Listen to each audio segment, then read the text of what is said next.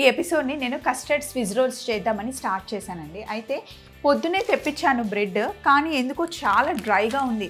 ఎంత ఫోల్డ్ చేస్తున్నా ఫోల్డింగ్ సరిగ్గా రావట్లేదు. చూసారా, ఎక్కడికక్కడ క్రాక్స్ వస్తున్నాయి. సో ఇలా కాదు, ఇప్పుడు మనం అన్నీ చేసి పెట్టేసుకున్నాం, వేస్ట్ చేయకూడదు అని చెప్పేసి ఇలా శాండ్విచ్ లాగా చేశాను. యాక్చువల్లీ దీనికన్నా చూడడానికి ఇది చాలా బాగుంది, సింపుల్గా కూడా అయిపోతుంది.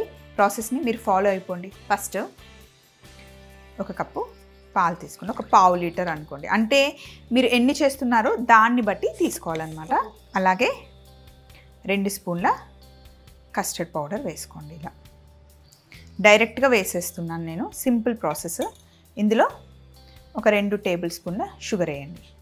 దీన్ని మంచిగా మిక్స్ చేసేయండి, ఉండలు లేకుండా మిక్స్ చేసేయండి ఇట్లా. ఇది ఈజీ ప్రాసెస్ అనమాట. కస్టర్డ్ని ఎప్పుడు ఎక్కువ క్వాంటిటీ చేస్తే కనుక పాలు బాగా మరిగించి కస్టర్డ్ పౌడర్ వేసి కాస్త నీళ్ళైనా పాలైనా కలిపి స్లరీ చేసి వేస్తాం. ఇదేమో సింపుల్ ప్రాసెస్ అనమాట. కొంచెం క్వాంటిటీలో చేస్తే ఇలా చేసేయండి. ఇందులో కొద్దిగా బటర్ వేస్తున్నాను. బటర్ వేయడం వల్ల టేస్ట్ ఎలాగో వస్తుంది, అలాగే మనకి మంచి గ్లాసీగా కనిపిస్తుంది అనమాట, మంచి షైన్ వస్తుంది, టేస్ట్ కూడా బాగుంటుంది. ఇప్పుడు దీన్ని మనం పొయ్యి మీద పెట్టేయాలి. రండి, స్టవ్ ఆన్ చేసి ఎక్కడికి వెళ్ళకుండా ఇక్కడే ఉండి కలుపుతూ ఉంటే కస్టర్డ్ రెడీ అయిపోతుంది. ఇలా కలుపుతూ ఉంటే బటర్ కరిగిపోతుంది. అండ్ కొంచెం వేడెక్కిన తర్వాత కస్టర్డ్ గట్టిగా అయితే ఇంకా దింపుకోవడమే. అటు ఇటు వెళ్తే కనుక నేను ఎప్పుడు షూట్ చేసినా పాత బాసాన్లు కొంటాం, సామాన్లు కొంటాం అని వస్తూ ఉంటారండి. ఇదేంటో ఇంకా రాలేదనుకున్నా వచ్చేసారు మా కాలనీలో. మీకు సౌండ్ వినిపిస్తుందా? ఇంకా మనం ఏం చేయలేం, వాళ్ళని ఆపలేం కాబట్టి షూట్ చేసుకోవడమే. చూడండి, కొంచెం కొంచెం వేడవుతుంది. వేడవడం స్టార్ట్ అయిందంటే చాలా ఫాస్ట్గా అయిపోతుంది కస్టర్డ్. చూడండి, థిక్ అవుతూ ఉంది కదా, ఇంకా బాగా మిక్స్ చేసేయాలి. ఉండలు కట్టకుండా ఉంటుంది, వదిలేస్తే ఉండ కట్టేస్తుంది. ఫాస్ట్గా కలిపేసుకోండి. చూడండి ఎంత స్మూత్గా వచ్చిందో, అంతే.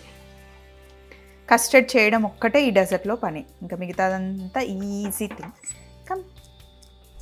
ఇక్కడ స్మూత్గా కస్టర్డ్ రెడీ అయింది.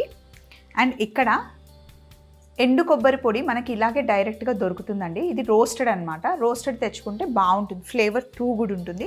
అండ్ ఇందులో పాలు ఆల్రెడీ కాచి చల్లార్చిన పాలు అన్నమాట. ఇదేమో రోజ్ సిరప్. మనం 2 ఫ్లేవర్స్లో బ్రెడ్ స్విజ్ రోల్ చేస్తున్నాము. బ్రెడ్ మటుకి ఫ్రెష్గా ఉన్న బ్రెడ్ తెచ్చుకుంటే బాగుంటుంది.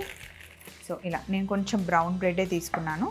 మామూలుగా ఇలా చేస్తుంటే బ్రెడ్ బ్రేక్ అయిపోతుంది, అంటే డ్రై ఉన్నట్టుంది బ్రెడ్, సరిగ్గా స్విజ్ రోల్ లాగా రోల్ అవ్వట్లే. అయితే నేను ఇంకొకటి చేస్తాను. మీకు నేను వచ్చింది సూపర్ హిట్ అయింది అని చెప్తే మళ్ళీ మీరు ఇబ్బంది పడతారు. నేను ట్రై చేస్తుంటే బ్రెడ్ విరుగుతుంది. సో ఇలా కట్ చేసిన బ్రెడ్ని ఏం చేద్దామంటే మిడిల్లో కట్ చేశాక చూడండి, జస్ట్ పాలల్లో ఇలా డిప్ చేసేసా లైట్గా. పాలు ఎక్కువ వేసుకోకండి, వేస్ట్ చేయొద్దు. కొంచెం సాఫ్ట్ చేసేసి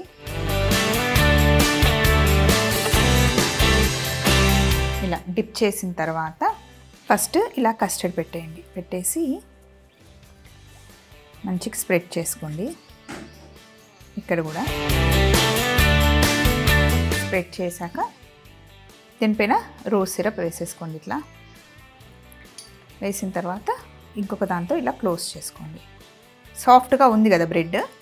ఇప్పుడు దీన్ని మనం ఇట్లా జస్ట్ కోకోనట్లో డిప్ చేసేస్తే అసలు సూపర్గా వస్తుంది. ఇది బెస్ట్. ఆ రోల్ చేసి అదంతా చేయడం కన్నా ఈజీ సింపుల్ ప్రాసెస్. మంచిగా కొబ్బరి కూడా అంటుకుంటుంది. ఇలా బాగుంది. చక్కగా కస్టర్డ్ శాండ్విచ్ లాగా అయిపోయింది. పిల్లలు కూడా మంచిగా తింటారు. ఇలా చేసేయండి.